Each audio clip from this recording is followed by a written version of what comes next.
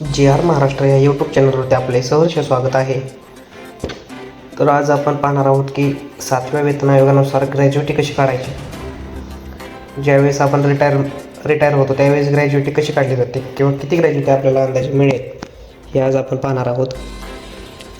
तर त्यासाठी आपल्याला 2 ते 3 गोष्टी माहीत असल्या पाहिजेत.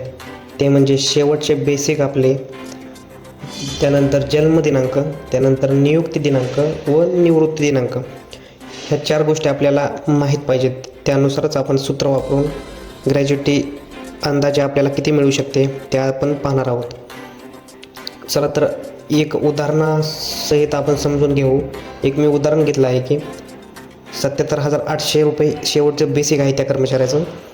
तर जन्मदिनांक आहे 2/7/1966, नियुक्ती दिनांक आहे 21/9/1992 आणि निवृत्ती दिनांक आहे 31/7/2024. एकूण सेवा आपण काढूयात. निवृत्ती